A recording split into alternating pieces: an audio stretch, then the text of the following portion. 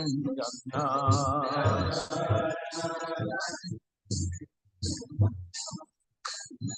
Yamuna Tira Vanachari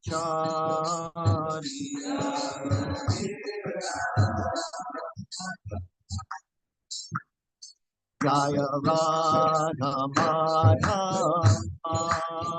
Kunja Vihari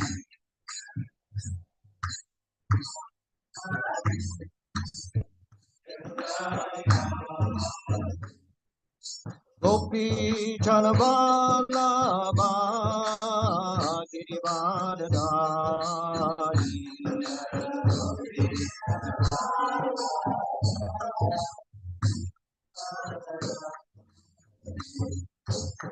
Yashoda Nandana Prajana Randana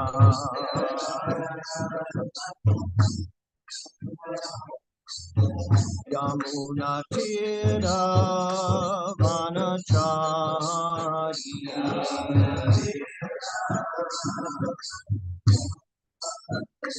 Hare Krishna Krishna Krishna Hare Hare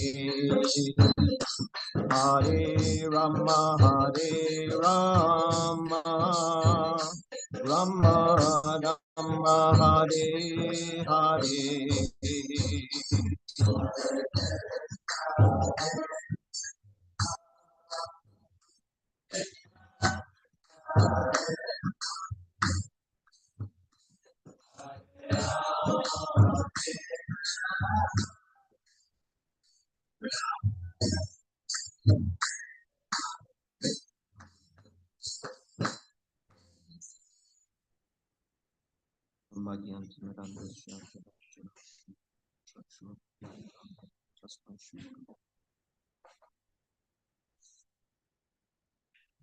Om Namo Bhagavate Vasudevaya.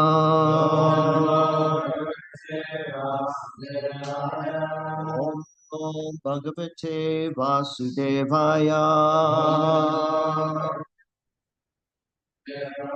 Om Namo Bhagavate Vasudevaya.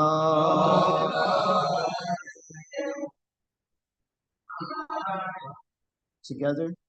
Narayanam Namaskritya Naram Devim Saraswati Rasam Tato Jayam Virayat Nasya Veshishrajesu Nityam Bhagavata Sevaya Bhagavati Tamashloke Bhaktir Bhavati Nasti. Before reciting the Srimad Bhagavatam, which is the very means of conquest, one should offer respectful obeisances unto the personality of Godhead, right? Unto Narayan, Vishnu, the supermost human being, unto Mother Saraswati, Goddess of learning, and unto Srila Vyasadeva, the author.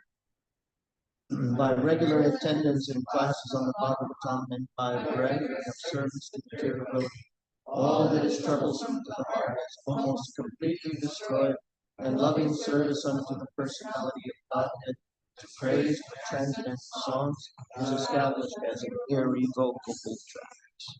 Hare Krishna. Okay, so we're doing texts 23 through 38, so quite a bit of reading. And we'll focus on text 24 this morning. So maybe we can go around the room and have everybody read a verse, starting with 23. The personality of Godhead, the master of all living entities, existed prior to the creation as one without a second. It is by his will only that creation is made possible. Again and again, everything merges into him. The Supreme Self is symptomized by different names. The Lord, the undisputed proprietor of everything, was the only seer. The cosmic manifestation was not present at that time, and thus he felt imperfect without his plenary and separated parts and parcels. The material energy was dormant, whereas the internal potency was manifested. The Lord is a seer, and the external energy, which is seen, works as both cause and effect in the cosmic manifestation. O greatly fortunate Vidura, this external energy is known as Maya, or illusion, and through her agency only is the entire material manifestation made possible. The Supreme Living Being, in his feature as the transcendental Purusha incarnation, who is the Lord's plenary expansion, impregnates the material nature of three modes, and thus, by the influence of eternal time and the living entity, the living entities appear. Thereafter, influenced by the interactions of eternal time, the supreme sum total of matter, called the Mahatattva, became manifested, and in this Mahatattva, the unalloyed goodness, the Supreme Lord, sowed the seeds of universal manifestation out of his own godhead. Thereafter, the Mahatattva differentiated itself into many different forms as the reservoir of the would-be entities. Mahatattva is chiefly in the mode of ignorance, and it generates the false ego. It is a plenary expansion of the personality of Godhead, with full consciousness and creative principles, and time for fruitification. Mahatattva, or the great cause of truth, transforms into false ego, which is manifested in three phases: cause, effect, and the doer. All such activities are on the mental plane and are based on the material elements, gross senses, and mental speculation. The false ego is represented in three different modes: goodness, passion, and ignorance.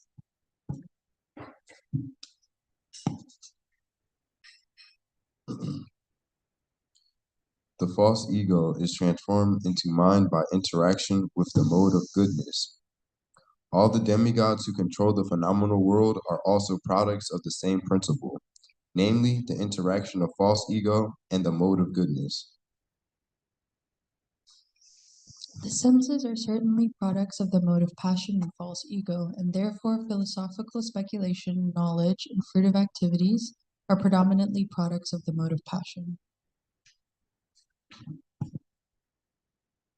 The sky is a product of sound, and sound is the transformation of egoistic passion. In other words, the sky is the symbolic representation of the Supreme Soul. Thereafter, the personality of Godhead glanced over the sky, partly mixed with eternal time and external energy, and thus developed a touch sensation from which the air in the sky was produced.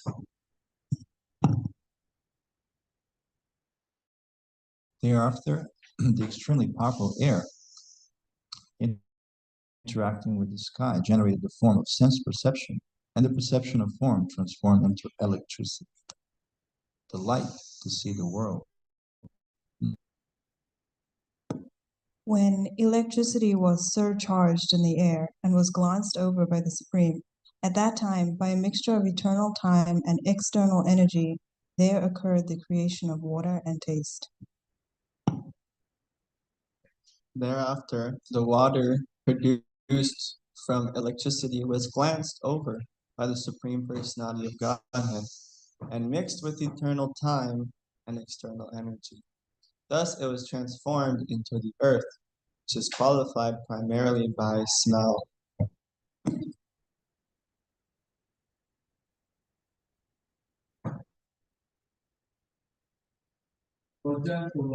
All the physical elements, beginning from the sky down to the earth, all the inferior and superior qualities are due only to the final touch of the glance of the Supreme Personality of Godhead. The controlling deities of all the above-mentioned physical elements are empowered expansions of Lord Vishnu and are embodied by eternal time under the external energy, and they are his parts and parcels. Because they were entrusted with different functions of the universal duties and were unable to perform them, they offered fascinating prayers to the Lord as follows. Hare Krishna. So all this complexity in the making of the Mahatattva and the expanding out of all of these different aspects of the material nature, why all this complexity, do you think? False ego and then mind, all the senses.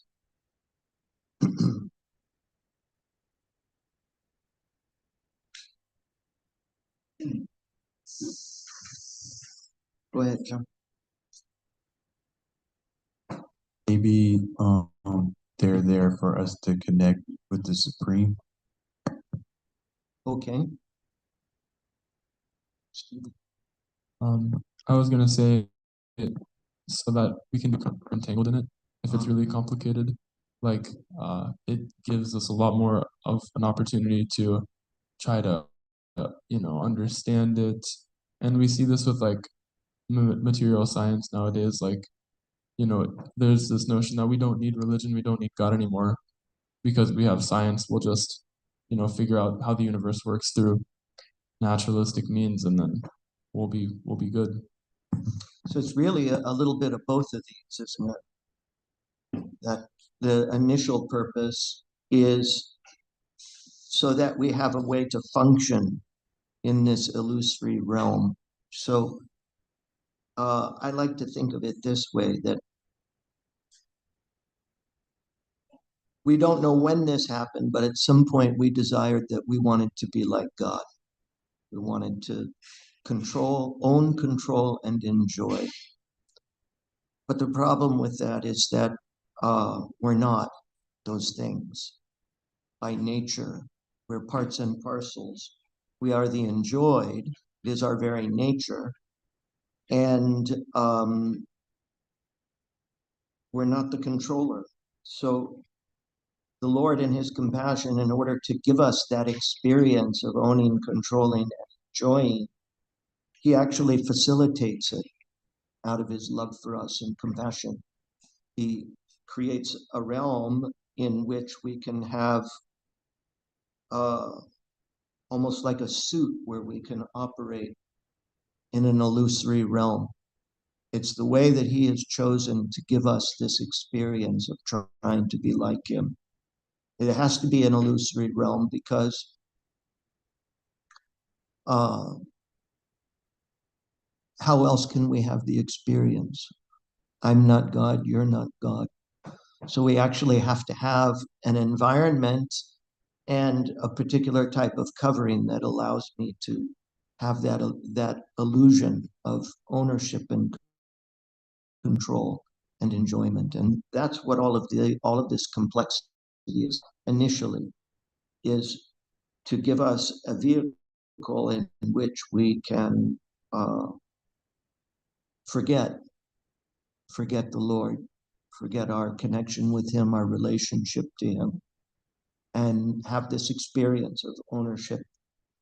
And it's interesting that what is the very first thing that expands out of the Mahatattva? False ego. Go ahead and tell us about it, can you?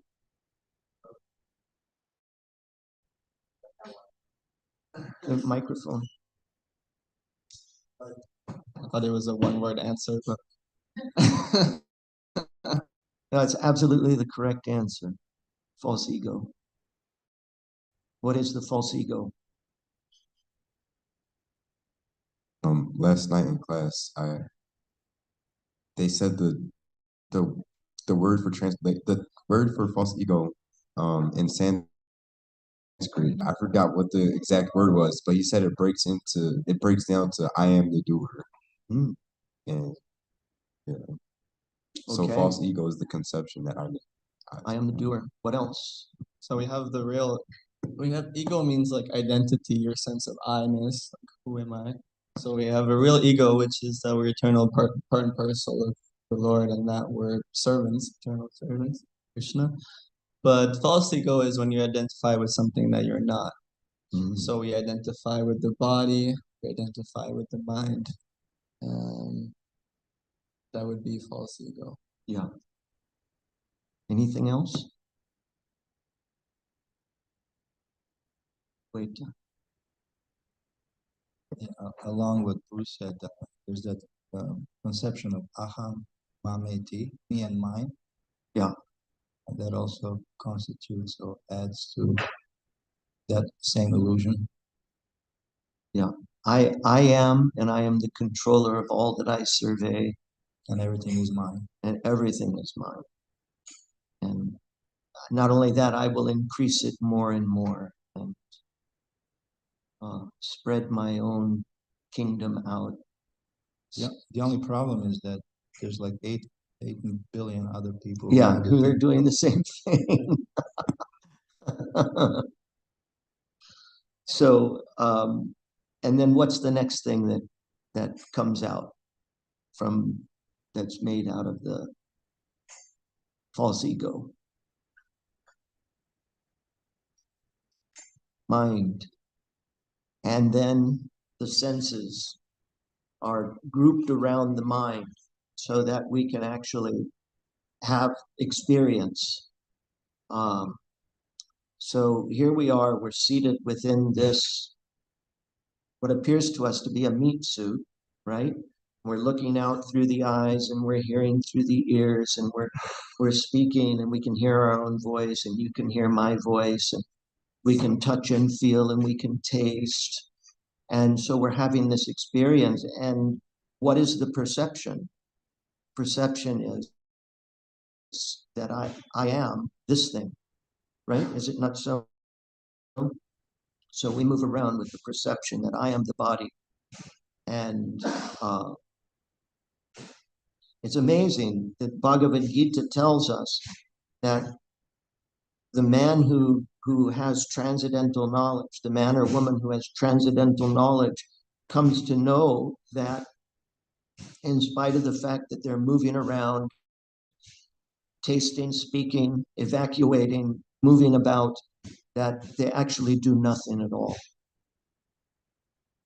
And we don't experience it that way. It says that the modes of material nature are actually acting, and that we're seated within the heart of the body as a experiencer, as a knower, and all we're doing is desiring and experiencing as the material world unfolds around us. And yet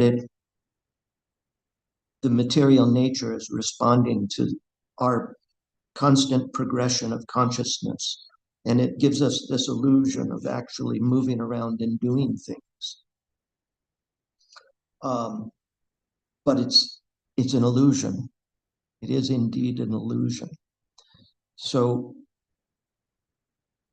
what would knowledge be then? If that's ignorance, if ignorance is the essence of thinking that I'm the body and the mind, and I'm moving around and I'm doing all of these things and having all of these experiences, the opposite of ignorance or darkness would be knowledge. What would knowledge be?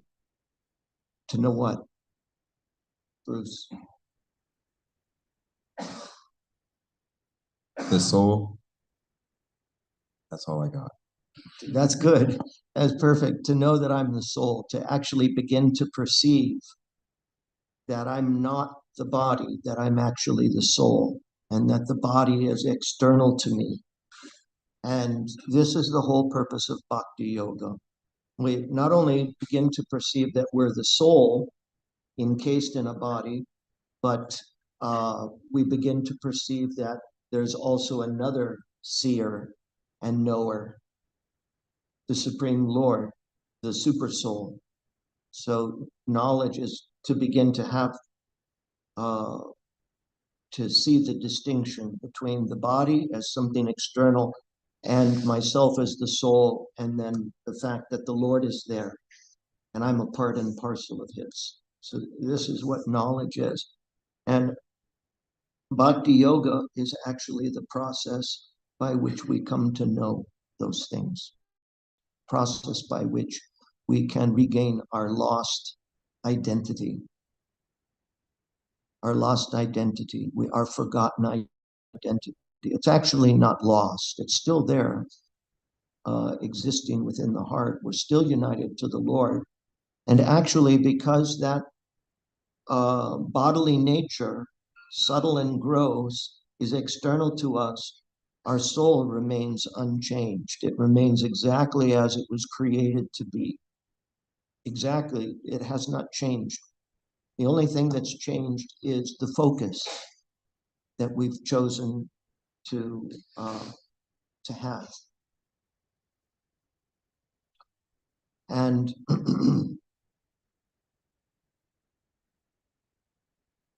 as soon as we begin to focus on, okay, I've become convinced that this experience is not going to make me happy and is not going to give me satisfaction.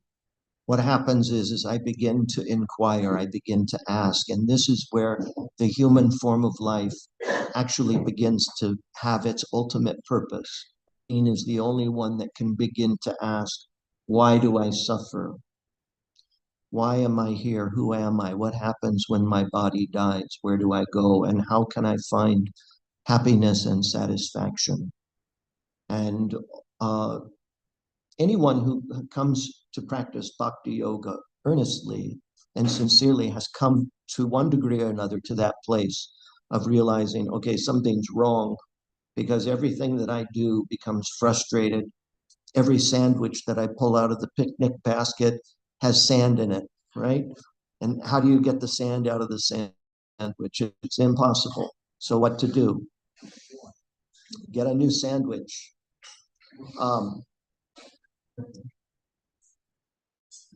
So that's our experience. That's what we're experiencing, right?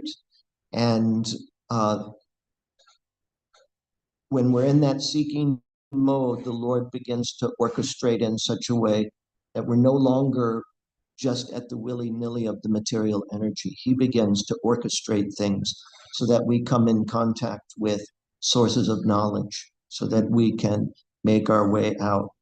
Now, let's hear what the Lord's experience is from text 24. Let's go ahead and do our verse for the day.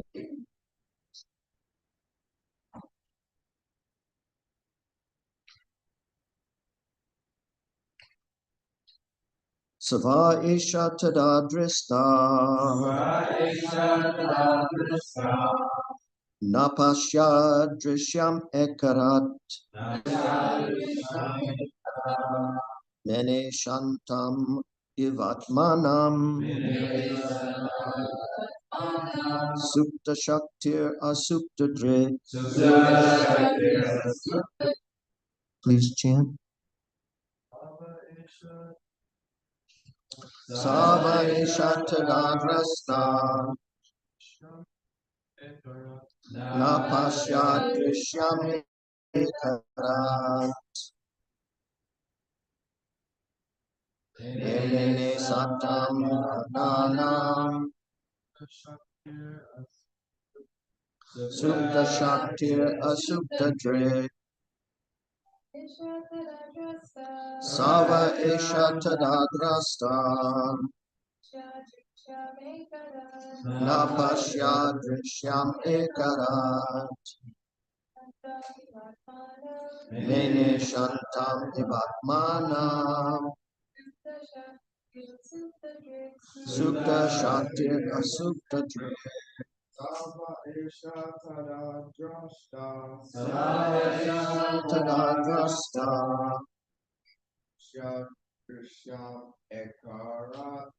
napasya drishyam ekarat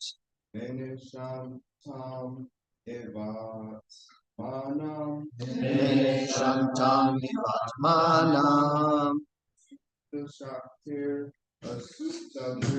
supta shaktir asupta dre.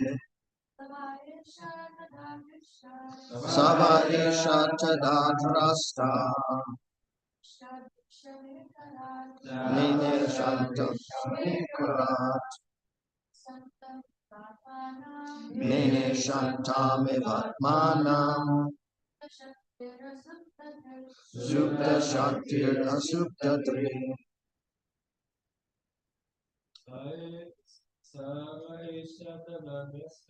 Sava isha tadadrasta napasya drishyam ekarat mene shantam ivatmanam supta shaktir asupta dre. Okay, well, let's do together the word for word. Sa, the personality of Godhead, Va, either. Esha, all these. Tada, at that time. Drasta, the seer. Na, did not. Apashat, see. Drishyam, the cosmic creation. Bharat, undisputed proprietor. Mene, thought like this. Asantam, non-existent.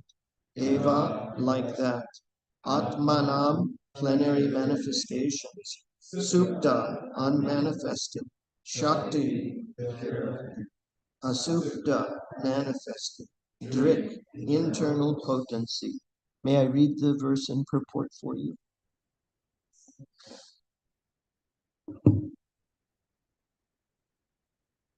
The Lord, the undisputed proprietor of everything, was the only seer. The cosmic manifestation was not present at that time, and thus he felt imperfect without his plenary and separated parts and parcels. The material energy was dormant, whereas the internal potency was manifested. Purport. So this is at that moment before all of the false ego and the mind and the senses and the material elements expand out of the Mahatattva, expands out, and then those expand out from the Mahatattva as elements of the Mahatattva. Just before the creation happens. Purport. The Lord is the supreme seer, because only by his grace did the material energy become active for cosmic manifestation. At that time, the seer was there, but the external energy over which the glance of the Lord is cast was not present. He felt somewhat insufficient, like a husband feeling lonely in the absence of his wife. This is a poetic simile. The Lord wanted to create the cosmic manifestation to give another chance to the conditioned souls who were dormant in forgetfulness. The cosmic manifestation gives the conditioned souls a chance to go back home, back to Godhead. And it is its main purpose. The Lord is so kind that in the absence of such a manifestation, he feels something wanting, and thus the creation takes place. Although the creation of the internal potency was manifested, the other potency appeared to be sleeping, and the Lord wanted to awaken her to activity, just as a husband wants to awaken his wife from the sleeping state for enjoyment. It is the compassion of the Lord for the sleeping energy that he wants to see her awaken for enjoyment like other wives who are awake. The whole process is to enliven the sleeping conditioned souls to the real life of spiritual consciousness, so that they may thus become as perfect as ever liberated souls in the Vaikuntha Lokas. Since the Lord is Sat Chit Ananda Vigraha, he likes every part and parcel of his different potencies to take part in the blissful rasa, because participation with the Lord in his eternal lila is the highest living condition, perfect in spiritual bliss and eternal knowledge. Why we would ever want to leave that is just a mystery. I have no idea. That's amazing. We don't know that we actually left it, and that's a great controversy that we won't get into today, whether we were ever there or whether we left it. But the point is that here we are in a condition in which we are in dark ignorance,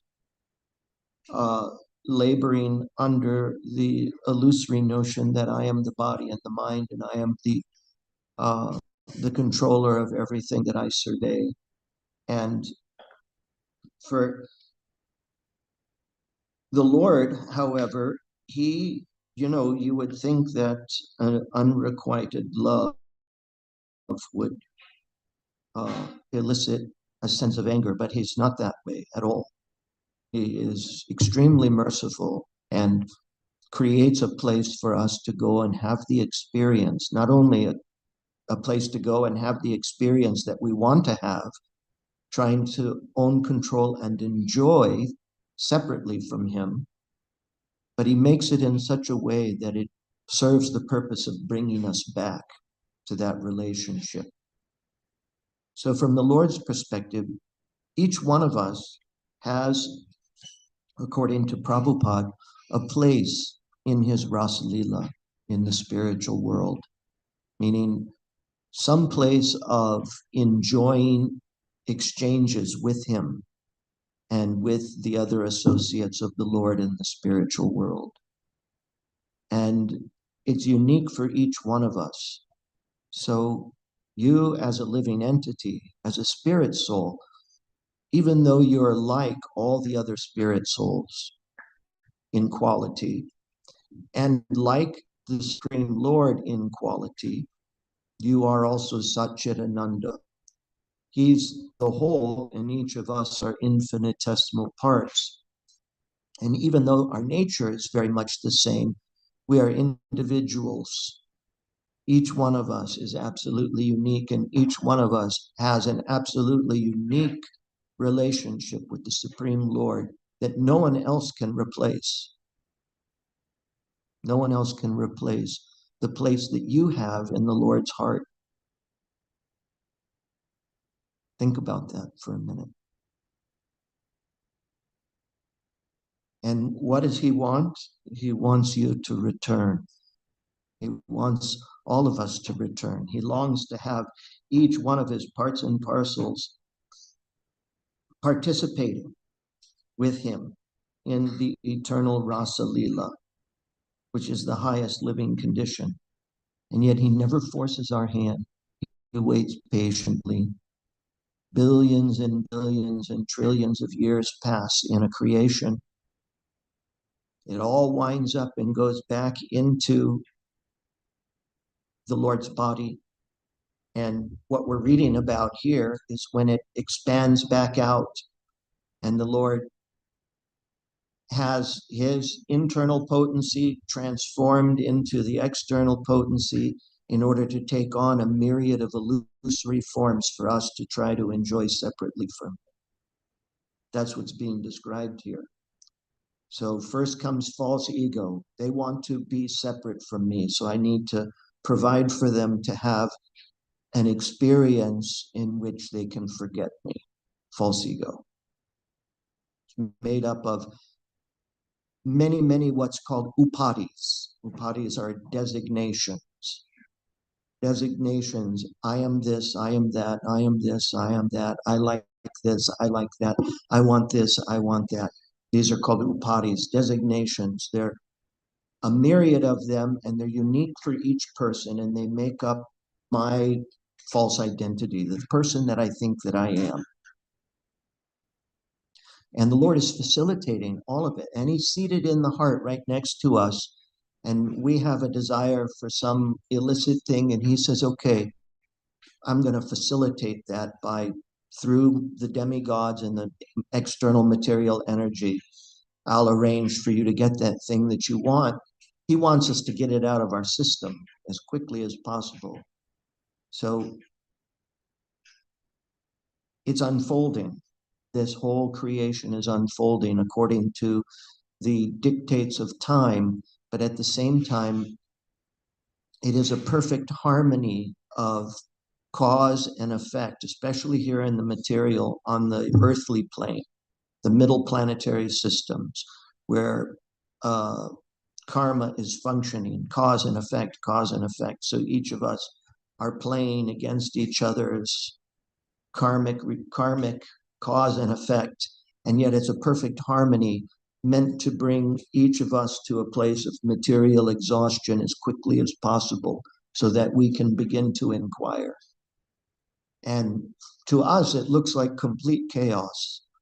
But from the Lord's perspective, it's a perfect orchestration, perfect choreography of forgetfulness and phases of remembrance and knowledge in order to bring us to that place where we sincerely inquire and want relief. And even at the point that we come to a place of material exhaustion, we still are motivated of, I don't want to suffer anymore. It's so self-centered.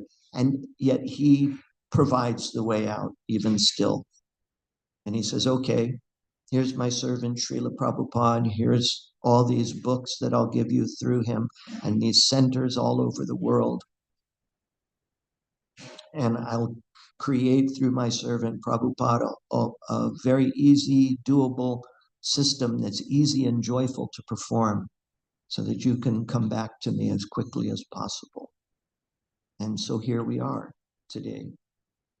And the Lord is longing for our participation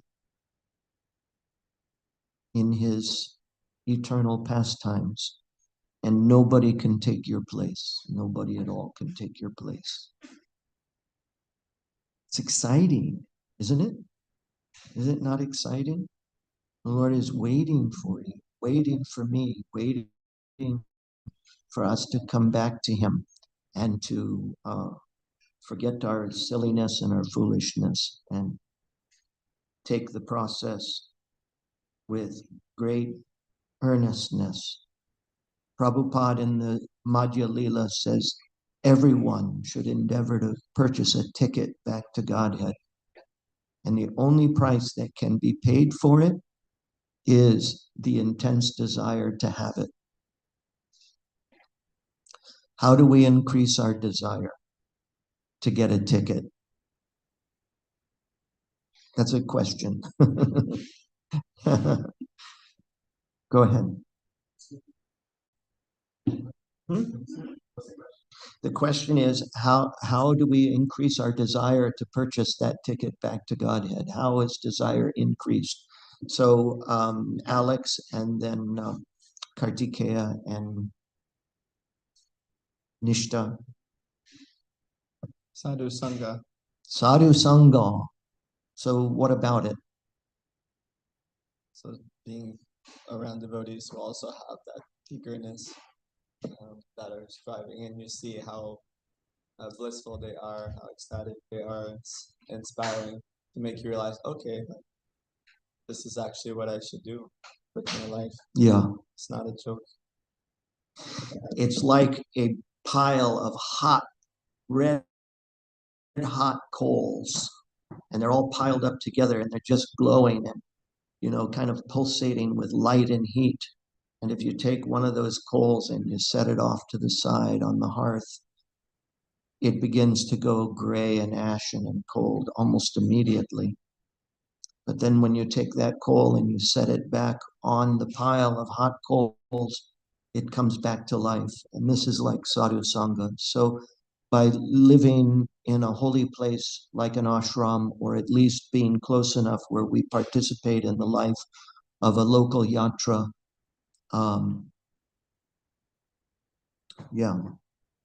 we can increase. So Sadhu Sangha is definitely a way to increase. What else? Yatra is the body, is the congregation within a local temple community. So we are together, the community of Krishna House. Sorry about that. Yes. Wait, Kartikeya. I'll go in order. Kartikeya, Nishta, and then Sanjana. Yeah, I was thinking that through hearing about Krishna, whether it's in conversation or reading or hearing lectures, attending Srimad Bhagavatam class, that increases our desire. Yeah. So hearing increases our desire. It increases our faith. The more we can hear, especially from Srila Prabhupada, and then those that are delivering Prabhupada's purports through classes and whatnot, the more we can hear, the more our faith builds, and that faith increases our desire to go back. Nishta. I was gonna say Sadhu Sangha, for devotees, and like finding really exalted devotees that resonate with and taking guidance from them. It's very helpful. And also like reading from the acharyas, like their moods, like through bhajans or about their lives, we can't imitate, but we can get inspired. Absolutely. So reading about the lives of the various acharyas and saints within our line, and that can be extremely inspiring.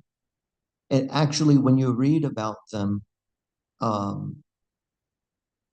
reading about them is non-different from them. So you actually will have their association when you read about them. So it's a way of taking association from these great exalted devotees. Sanjana? I was gonna say seva, like service, and also it has to be in the right mood. And Yeah. I feel like that brings humility and acceptance that you're a servant of Krishna. Service. Service increases our desire and puts us in a place of service attitude, service mood. I think of two things actually. One I was thinking was eating prasadam, and which is fun. Everybody's favorite Everyone's part. favorite. But also at the same time, then not eating food that's not prasadam. So no glazed pizza, and then no pizza at the No glazed pizzas. Yeah. Okay. So no pizza at the vegan place that's opening up 2 blocks down. Only Blue Boy pizza. There you go. But it's true. Like it's such a simple thing, but but just by eating prasadam actually makes a big difference in our consciousness. Yeah. And so prasadam and sangha, of course, everybody said, and that I would include some hearing, right, as much hearing, and then in the negative, I was thinking of appreciating the positive would be appreciating devotees, negatives appreciating positives appreciating devotees, and trying our best to not commit offenses, because that's what really that just cancels our ticket back to God, right. basically. Krishna's like, nope. Expired. Your turn. So this idea of eating prasadam and not eating food prepared by non-devotees, it seems like an innocuous thing, right? But when food is offered to Krishna, it becomes his prasad, it becomes his mercy, it becomes actually non-different from him. So you're literally eating Krishna, eating his mercy, eating his compassion, his mercy, his grace, and it's empowering. And when somebody cooks food who's not a devotee, their consciousness goes into the food, especially if it's grains and beans, especially. So all of a sudden, I've seen it in ashram life where, like,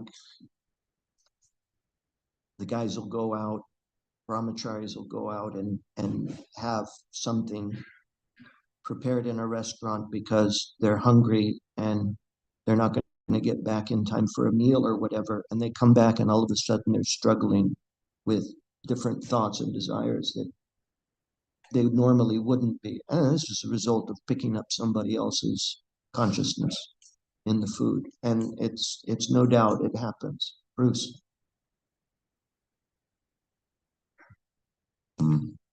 Practicing and praying sincerely. Practicing and praying sincerely, having sincerity. This is one of those illusory things like humility, sincerity.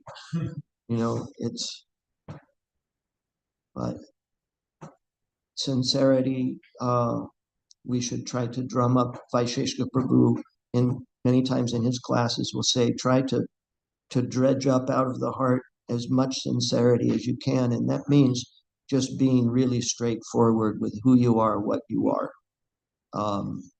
Not just in your relationships with the other devotees, but especially with Krishna. He's not wanting you to act the way you think you ought to act.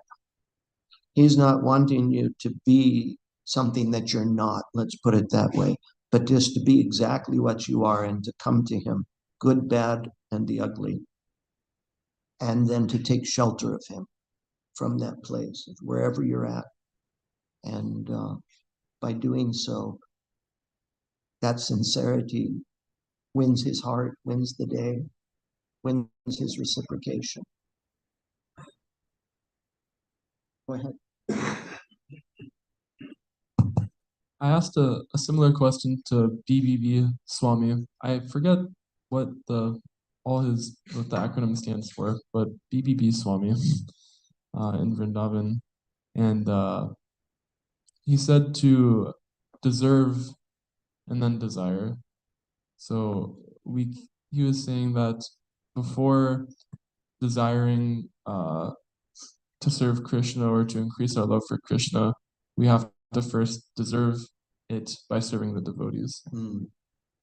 Very good. Kartikeya.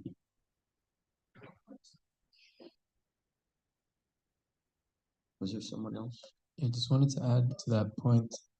You were talking about prasad and Shruti. Speaking about prasad, I spent time with this very amazing devotee, and he said to me, because I told him I was here in Krishna lunch, and I think I said something like, we go out there and we guarantee these boys and girls human lives in the next life. And he's like, oh yeah, that's great. So you have some faith, right? That this prasad is going to guarantee a human birth.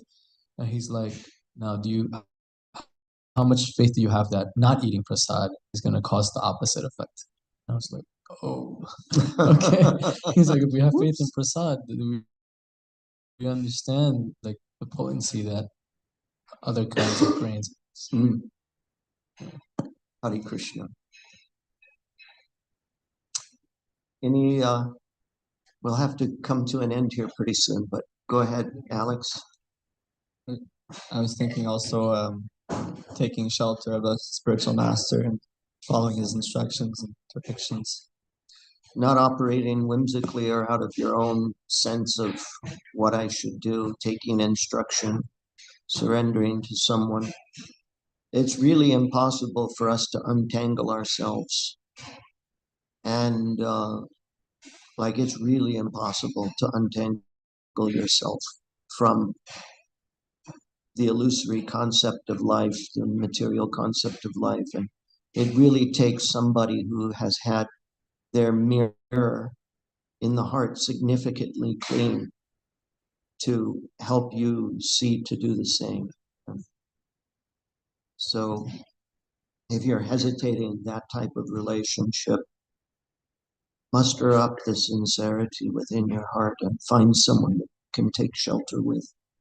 There's lots of really great people here that have been practicing many years. It will help very much. Just to comment on Stephen's point about serving the devotees. Yeah, I remember thinking at one point, I feel like it doesn't matter how in a sense messed up our spiritual life might be at different points, but if we have that mood of serving devotees, I feel like that's almost like a shortcut, and Krishna gives more encouragement and blessing that way. I feel like, appreciating devotees, serving devotees, then that makes us more dear to Krishna, and Krishna then doesn't let us go, even though we might be struggling in some other aspects of Krishna consciousness. But if we hold on to that, then then Krishna keeps us around. Bless you. Bless you. But yeah, prasadam too, going back to that, it's just such a regular thing. We eat every day, at least 2 times or 3 times a day. And it does make an impact. And just doing that whole act of cooking something for Krishna or recognizing that this is Krishna's prasadam, it makes a huge difference because that's like something we do every day, just as a normal being. Hare Krishna. His service to the devotees is a really great way to stay connected. It's the all essential way actually to stay connected. Something tells me you have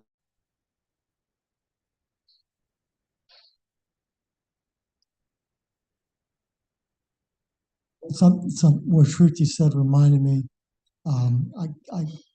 It's inferred somewhere in the purports, I think in the Bhagavatam, that service to devotees is actually the ultimate goal, and we get that from the very first day.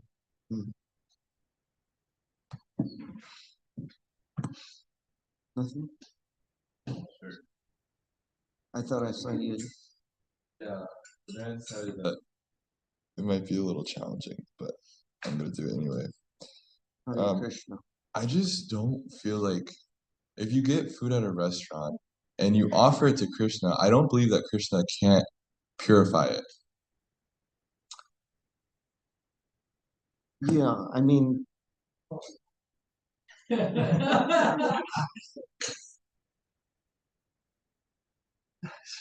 I guess, there's a question as to whether or not he actually accepts it. Shri Shri Gonita Ki Jai.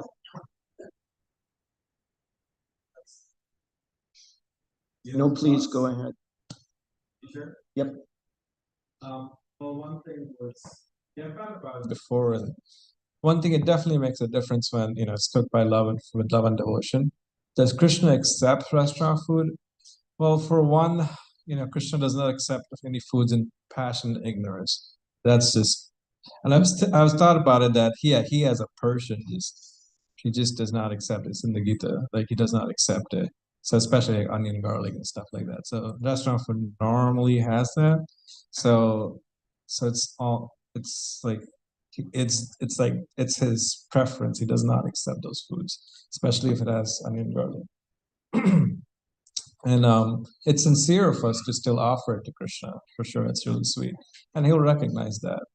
Um, and I guess it is a nuanced thing, and the difference as we progress in our spiritual life further, we feel the difference. Like one feels the difference when you do eat out, and it's very subtle actually. It's just really subtle. And of course, it's not going to be like, oh, you ate restaurant food, you're not devotee anymore. It's not like that either. It's just a subtle thing. And but yes, so just based on that principle, that Krishna does not accept foods in passion, ignorance. So yeah, maybe we do get restaurant food that is without onion, garlic, and then Krishna could accept it, and that's at least better than at least it meets the requirements that Krishna sets, right? So yeah, ideally you can skip the. I've gone to Blaze Pizza, so you can skip the tomato sauce that has onion, garlic, drizzle olive oil instead. So and hope that Krishna might accept this. But still, yeah, it's like anything in Krishna consciousness. All the four regulated principles actually all the four regulated principles, it starts with the grossest thing, like no meat eating. But the principle behind it is that there's no violence. So in a sense, when we are violent towards others, we're actually breaking that regulated principle of meat eating as an example. But we're not really eating meat. So it's best to work towards living up to those principles, the do's, and not just like, oh, I don't eat meat and I don't gamble. But there's principles behind it. So there are subtle things that we do which are actually antithetical to the regulated principles for that matter.